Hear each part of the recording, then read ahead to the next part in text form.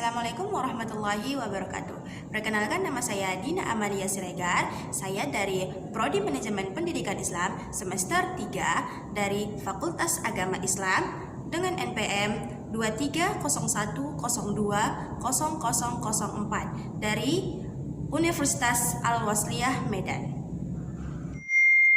I'm okay, I'm fine. Kincana, kincana, teng neng neng neng neng.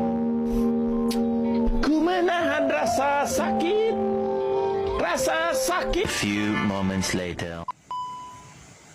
Di sini saya akan sedikit menjelaskan mengenai analisis kebijakan guru dan dosen dengan mata kuliah Kebijakan Pendidikan Islam dan dosen pengampu Ibu Atika Hanan Julia Harahap, MPD.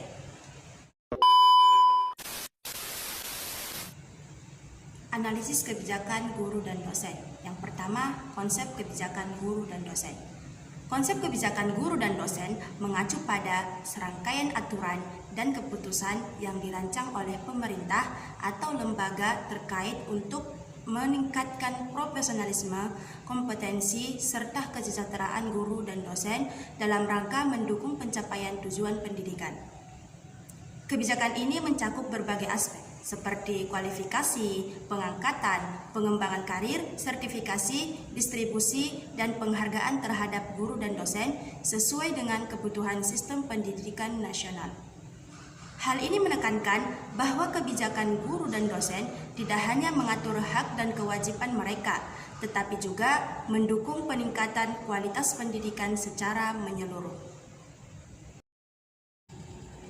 Komponen kebijakan guru dan dosen. Komponen kebijakan guru dan dosen mencakup elemen-elemen penting yang menjadi dasar kebijakan. Tentunya, seperti yang kita ketahui, kebijakan merupakan aturan.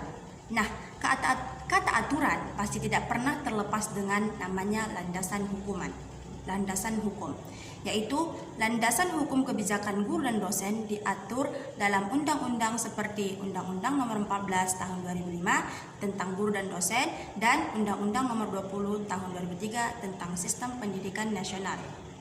Yang kedua, tujuan kebijakan, yaitu meningkatkan mutu pendidikan nasional, mendukung pengembangan kompetensi dan profesionalisme guru dan dosen, memberikan jaminan kesejahteraan, serta meningkatkan akses pendidikan berkualitas di seluruh daerah. Standar dan kualifikasi. Guru dan dosen harus memiliki standar dan kualifikasi untuk mengajar di dunia pendidikan. Guru harus memiliki kualifikasi minimal S1, memiliki sertifikasi pendidik, serta bersikap profesional. Sedangkan dosen, kualifikasi akademiknya minimal S2 untuk mengajar di perguruan tinggi, serta kompetensi dalam tridharma perguruan tinggi, yaitu pendidikan, penelitian, dan pengabdian kepada masyarakat. Yang keempat, kesejahteraan dan penghargaan. Kesejahteraan dan penghargaan guru yaitu tunjangan sertifikasi dan tunjangan khusus bagi guru di daerah terpencil dan fasilitas kerja yang memadai. Sedangkan kesejahteraan dan penghargaan dosen yaitu tunjangan profesi dosen serta insentif penelitian dan pengabdian masyarakat. Yang kelima, distribusi dan pemerataan. Kebijakan yang dilakukan untuk mengatasi ketimpangan distribusi tenaga pendidik, terutama di daerah terpencil, terluar, dan tertinggal yang sering kita sebut adalah 3T, yaitu program relokasi atau insentif bagi guru atau dosen yang bersedia mengabdi di daerah 3T tersebut, serta pengelolaan kuota guru atau dosen secara terencana. Yang keenam, evaluasi dan monitoring. Evaluasi yaitu pengawasan terhadap pelaksanaan kebijakan seperti penilaian kinerja guru dan dosen, serta memonitoring dampak kebijakan terhadap mutu pendidikan. Analisis implementasi kebijakan guru dan dosen.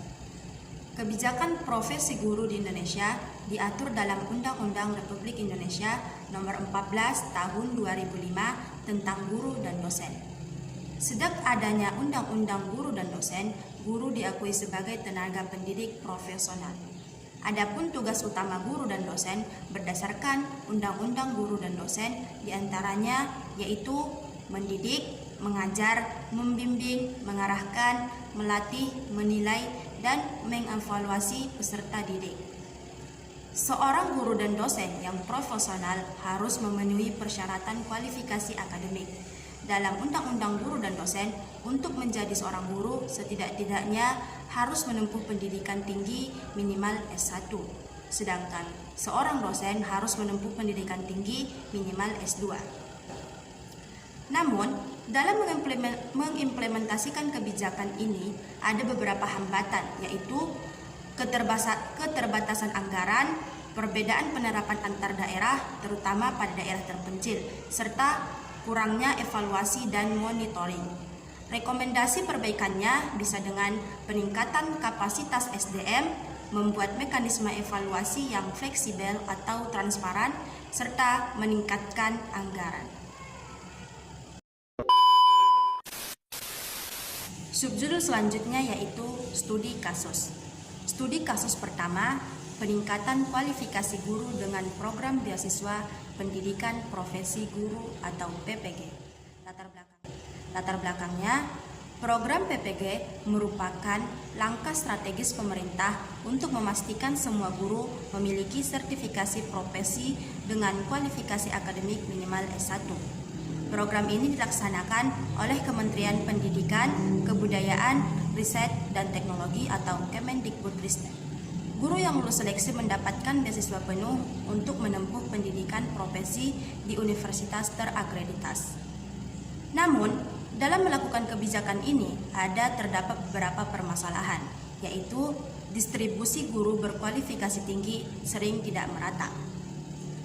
Program ini juga memiliki keberhasilan seperti yaitu pertama, banyak guru yang awalnya hanya lulusan D2 atau D3 berhasil mencapai kualifikasi S1 dan memperoleh sertifikasi pendidik. Yang kedua, peningkatan kompetensi dan profesional guru. Yang ketiga, guru yang telah lulus PPG lebih percaya diri dan memiliki kemampuan mengajar yang lebih baik. Namun, tak bisa dipungkiri kegagalan dalam suatu program pasti terjadi. Kegagalan dalam program PPG ini yaitu keterbatasan kuota menyebabkan banyak guru belum mendapatkan kesempatan mengikuti program ini, serta beban kerja sambil belajar sering menjadi kendala bagi peserta program. Studi kasus yang kedua yaitu beasiswa LPDP untuk dosen. Latar belakangnya, Lembaga Pengelolaan Dana Pendidikan atau LPDP menyediakan beasiswa untuk dosen yang ingin melanjutkan studi S2 atau S3 baik di dalam maupun luar negeri.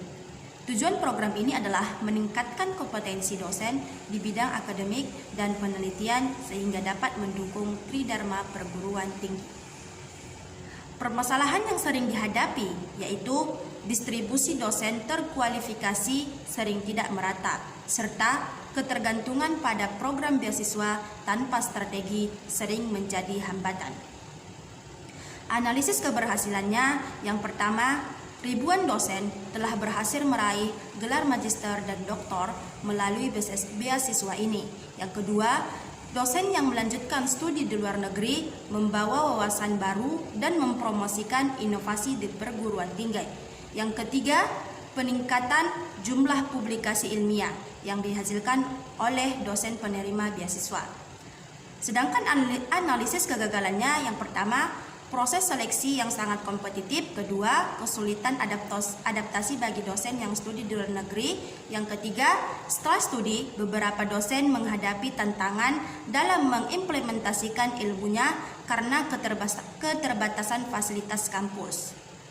Untuk perbaikan kebijakan beasiswa untuk guru dan dosen atau rekomendasinya yaitu yang pertama, peningkatan kuota beasiswa, yang kedua, peningkatan monitoring dan evaluasi, yang ketiga, distribusi merata. Kebijakan distribusi tenaga pendidik yang telah lulus program beasiswa ke daerah 3T harus diperkuat. Yang keempat atau yang terakhir adalah penguatan pendampingan guru. Guru dan dosen yang melanjutkan studi perlu mendapatkan pendampingan khusus, terutama bagi mereka yang belajar di luar negeri. Mungkin teman-teman hanya itu yang bisa saya sampaikan. Semoga apa yang saya sampaikan bisa bermanfaat untuk kita semua dan menambah wawasan kita. Kurang dan lebihnya saya mohon maaf. Wabillahi taufiq wal hidayah. Wassalamualaikum warahmatullahi wabarakatuh.